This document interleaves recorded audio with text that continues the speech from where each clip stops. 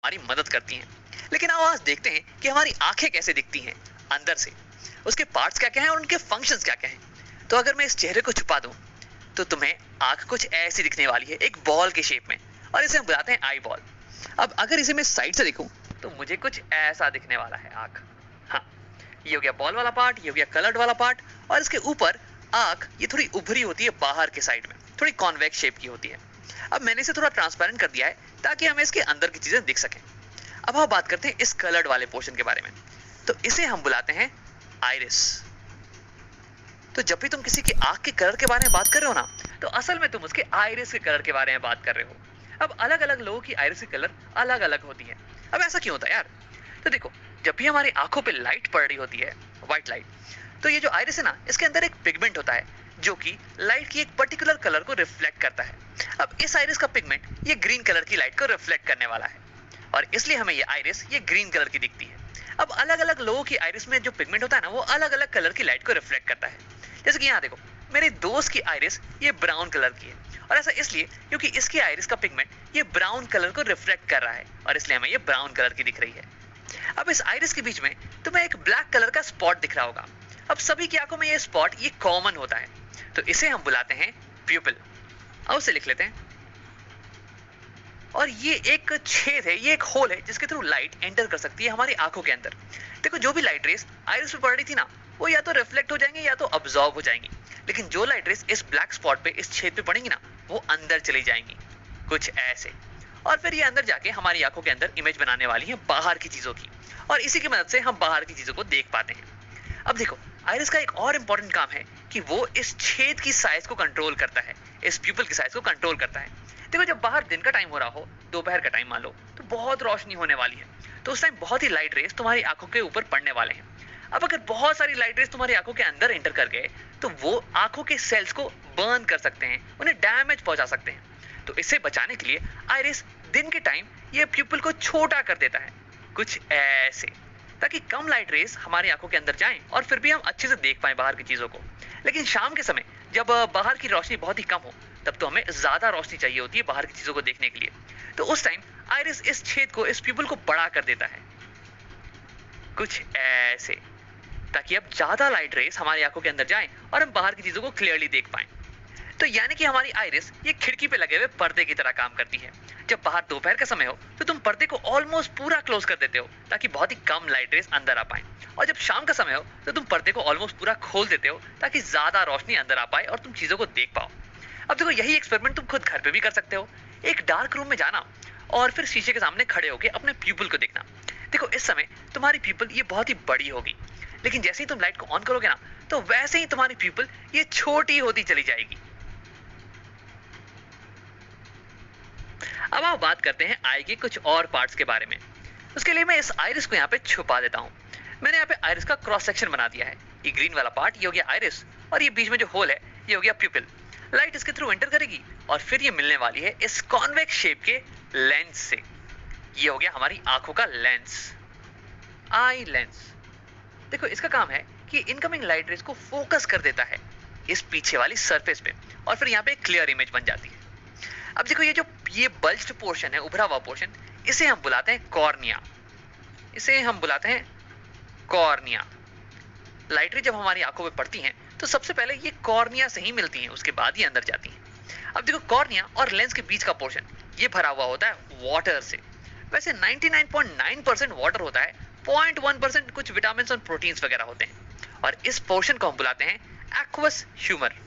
Aqueous humour, aqueous का मतलब हो गया वाटरी, क्योंकि ये मैक्सिमम वाटर का ही तो बना हुआ है। अब देखो, कॉर्निया और ये लेंस ये दोनों ही कॉन्वेक्स शेप की हैं, तो ये दोनों मिलके हमारी आंखों की कन्वर्जिंग लेंस सिस्टम बनाती हैं। ये दोनों मिलके इनकमिंग रेस को कन्वर्ज करती हैं ताकि कि एक शार्प इमेज हमें इस पीछे वाले सरफेस पे मिल जाए।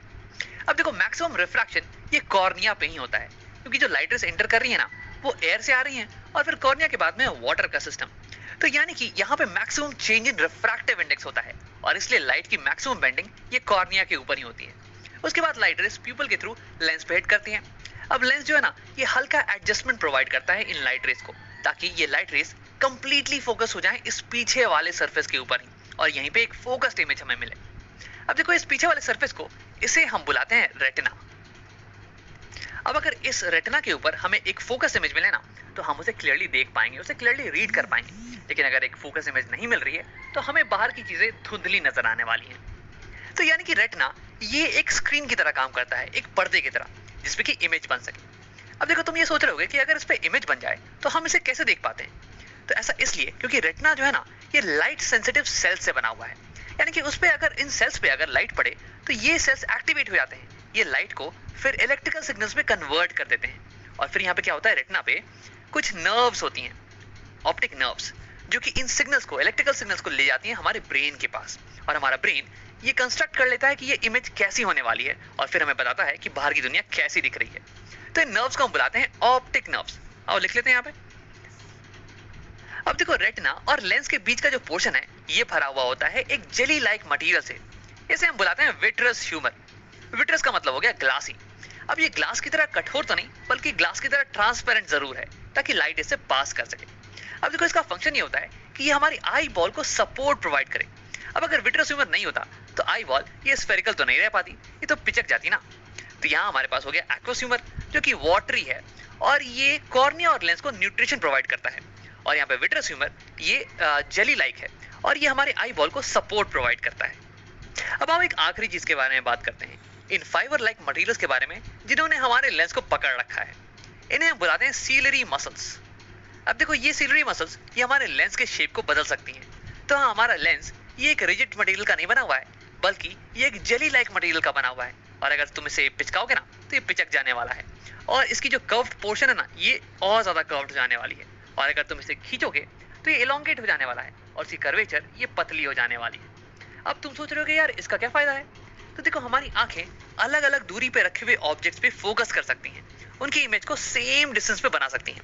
अब ऐसा करने के लिए हमारे लेंस के पावर को चेंज होना पड़ेगा, और ऐसा करने के लिए हमें अपने लेंस के कर्वेचर को चेंज करना पड़ेगा, और वही करने में मदद करती है हमारी सीलरी मसल्स।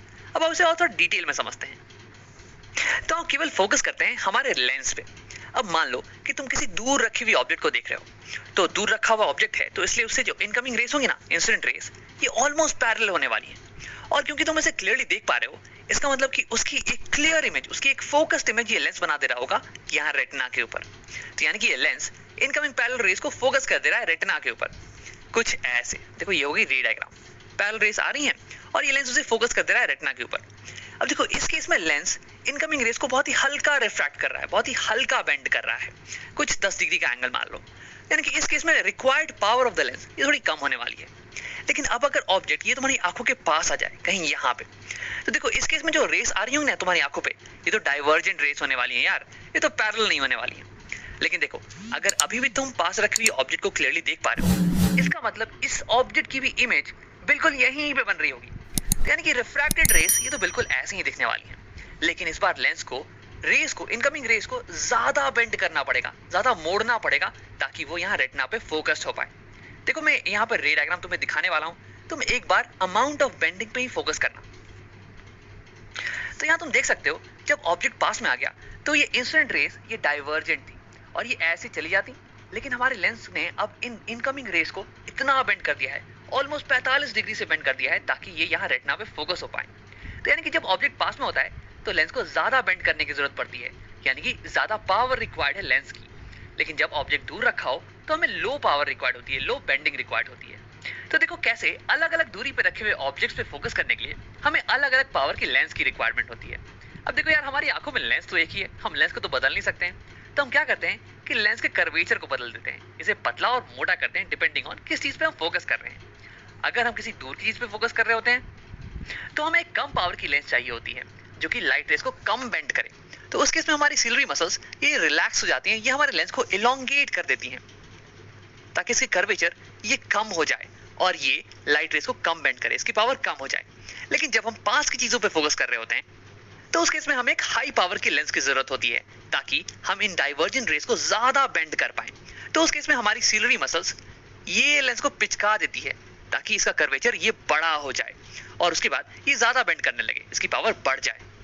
तो ऐसे ही सिलरी मसल हमारे आई लेंस के शेप को चेंज कर सकती है, इसके पावर को चेंज कर सकती है। तो सिलरी मसल के इसी पावर को हम बोलते हैं पावर ऑफ एकोमोडेशन। अब देखो, आगे कुछ वीडियोस में हम इसके बारे में डिटेल में बात करने वाले हैं, तो अगर ये तुम्हें समझ में नहीं भी आया हो ना, तो घबराने की कोई बात नहीं है। अब वीडियो को यहीं पे खत्म करते हैं और इसे समराइज कर लेते हैं। तो इस वीडियो में हमने आई के अलग अलग पार्ट्स और उनके फंक्शंस के बारे में पढ़ा। सबसे पहले लाइट जब हमारे आंखों में पड़ती है तो वो टच करती है कॉर्निया को। देखो कॉर्निया ये आंख के ऊपर ये उभरा हुआ पार्ट होता है और यहीं पे लाइट रे का मैक्सिमम रिफ्रैक्शन होता है, मैक्सिमम बेंडिंग, क्योंकि यहीं पे मैक्सिमम मीडियम में चेंज आ रहा है। अब उसके बाद लाइट जाती है एक्वस ह्यूमर में। अब ये मोस्टली वाटर का बना हुआ होता है और उसके बाद लाइट एंटर करती है आंखों में प्यूपिल के थ्रू, ये ब्लैक वाला पोर्शन, और इस ब्लैक वाले पोर्शन के साइज को कंट्रोल करता है आइरिस। आइरिस हो गया आंखों का कलर्ड वाला पोर्शन। अब इसके बाद लाइट रेस पास करती है लेंस के थ्रू। देखो लेंस का काम होता है लाइट रेस को फाइन एडजस्टमेंट प्रोवाइड करना ताकि इमेज एग्जैक्टली रेटिना के ऊपर ही बन जाए। अब इसमें इसकी मदद करती हैं सिलरी मसल्स जो कि इसके शेप को चेंज कर सकती हैं और इसलिए इसके पावर को भी चेंज कर सकती हैं। अब इसके बाद लाइट रेस पास करती है विट्रस ह्यूमर के थ्रू। ये विट्रस ह्यूमर ये आई बॉल के शेप को मेंटेन करके रखता है। अब इसके बाद लाइट रेस इमेज बना देती है हमारी रेटिना के ऊपर। रेटिना एक स्क्रीन की तरह काम करता है जिसपे कि इमेज जब बने तो हम उसे क्लियरली देख पाते हैं। देखो रेटिना बना होता है बहुत ही लाइट सेंसिटिव सेल से जिन्हें हम कहते हैं रॉड्स एंड कोन सेल। जब लाइट इन पे पड़ती है तो ये एक्टिवेट हो जाते हैं और ये लाइट को कन्वर्ट कर देते हैं इलेक्ट्रिकल सिग्नल्स में और ये सिग्नल ऑप्टिकल नर्व्स के थ्रू हमारे ब्रेन तक पहुंच जाते हैं और फिर हम बाहर की दुनिया को देख पाते हैं।